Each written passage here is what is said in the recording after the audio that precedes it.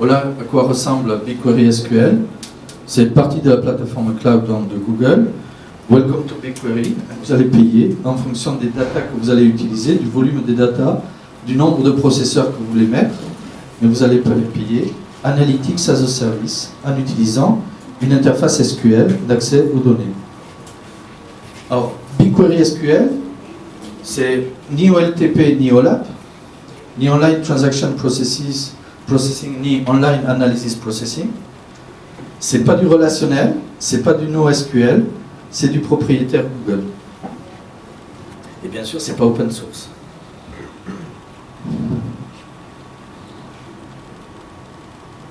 Alors, en 2012, il y a un livre de 500 pages sur BigQuery SQL qui est disponible. Et donc j'ai tiré de ce livre un certain nombre d'exemples. Ils interrogent Wikipédia. On peut poser des questions à Wikipédia. Donc Wikipédia, ça devient une base de données. Vous les recherchez dans Wikipédia, par exemple, quels sont tous les membres des conseils d'administration des 50 plus grandes entreprises du monde. Quels sont les gens qui sont membres de plusieurs de ces entreprises, c'est intéressant. Si vous vous amusez à ça, à le faire de manière manuelle, ça va vous prendre quelques jours. Là, vous avez une requête SQL de Google à faire. Ils ont donné toute une série d'exemples d'interrogations de Wikipédia. Merci pour l'invitation. C'était un plaisir pour moi d'être ici et d'essayer de participer avec des anciens étudiants devenus collègues à l'organisation de cette journée sur un thème très porteur pour les 20 prochaines années, qui est un thème qui s'appelle Big Data et qui est pour moi un thème passerelle entre l'informatique du passé, du présent et du futur, qui est centré sur le très gros volume des données collectées aujourd'hui sur cette planète. Ce matin, on a assisté à la conférence qui a été donnée par mon professeur Serge Miranda, avec qui j'ai fait ma thèse en 1993. Et il a parlé bien sûr du Big Data et comment le monde d'aujourd'hui, qui est en fait un village, hein, tout le monde se connecte à travers le Skype, à travers le Viber, à travers tous les moyens nouveaux. Le problème, c'est que l'information est tellement abondante, elle est hétérogène, elle est de sources différentes et il faut savoir bien sûr la gérer. Les difficultés sont là, les défis pour les entreprises sont là. Et il faut savoir les gérer et extraire de la connaissance à partir de ces données. Donc je profite pour remercier CETAR et l'IAE de me faire cette chance d'être parmi vous, de faire un témoignage et de travailler avec vous sur un sujet de futur, c'est le système d'information particulièrement, mais le Big Data. Et je pense que l'IAE a bien fait de se préparer pour l'avenir et d'être innovatrice dans ce domaine. J'étais très heureux aujourd'hui d'être à cette table ronde organisée par IAE Tunis. Donc c'était une occasion de rencontrer des intervenants venus du milieu universitaire avec leur expérience et leur expérience en matière de recherche. Nous avons pour notre part apporté notre point de vue, le point de vue de professionnels.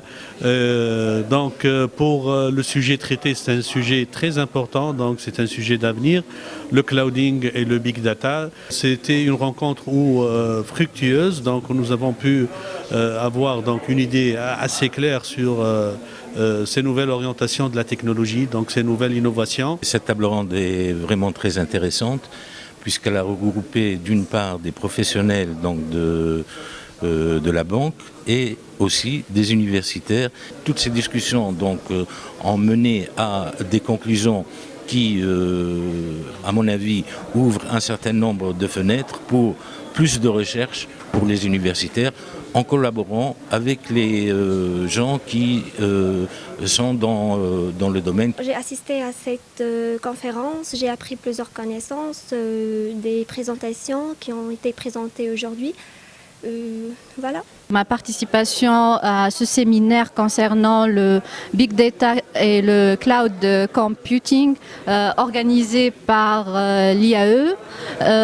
Donc c'est un séminaire intéressant parce que nous avons eu une idée sur l'apport du Big Data comme étant un système d'information et un outil informatique intéressant et performant. Cette conférence d'aujourd'hui, ou cette table ronde plutôt, sur le thème de Big Data, permet de nous éclaircir davantage sur les avantages de ce nouveau paradigme dans l'informatique et spécialement dans le système bancaire qui demande de plus en plus d'outils et de mécanismes pour pouvoir avancer, innover et suivre les besoins de nos clients. On a eu un contact avec des professionnels et ils nous ont tout donné sur leur expérience et certainement sur l'usage éventuel et les perspectives pour le Big Data qui est un nouveau concept. Les 2 journées de cette conférence nous ont permis de faire un contact avec les professionnels en tant qu'universitaires. Cet échange nous a permis d'ouvrir des horizons sur nos recherches et de faire donc des projets d'investigation et de recherche dans le système, dans le domaine de Big Data. Nous avons eu l'invitation à cette table ronde où nous étions et nous sommes encore très intéressés par faire le mariage avec tout ce qui est universitaire, voir ce qui se passe, revenir un peu à la théorie et puis partager notre expertise au niveau de l'entreprise avec les banques confrères qui ont assisté aussi, également avec d'autres métiers comme les sociétés pétrolières. Je crois que ce qu'il faut faire, ce que je recommande aux institutions universitaires, c'est d'associer les hauts cadres professionnels des banques et des entreprises dans les conseils scientifiques. L'université en France, elle est publique.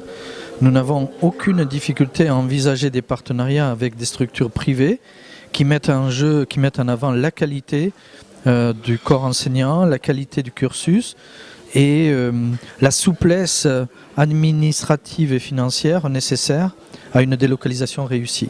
Alors prenons l'exemple du Maroc. C'est la première école d'ingénieurs privée du Maroc qui s'appelle l'EMSI, l'école marocaine des sciences et ingénieurs, qui est une école privée d'ingénieurs qui a non seulement la délocalisation de notre master mais de la Miège de Nice. Alors l'idée qui a germé entre l'IAE Tunis et notre groupe, c'est l'idée de créer une filière spécifique pour les élèves, les bons élèves ou les très bons élèves qui sont actuellement dans les lycées, ou l'équivalent des lycées, donc en Tunisie. Puisque nous avons déjà depuis longtemps des partenariats avec des établissements français au Maroc, nous voulons créer la même chose avec des établissements donc, qui enseignent en français, donc en Tunisie, pour permettre à ces élèves d'accéder dans de bonnes conditions et avec de réelles chances de réussite, bien évidemment, donc aux écoles de commerce qui sont parmi les meilleures d'Europe. Un recrutement en commun, puis des stages en commun qui permettront donc aux élèves donc francophones donc de Tunisie d'atteindre rapidement le niveau requis, qui leur permettra ensuite de suivre nos cours à Paris et d'intégrer les meilleures écoles.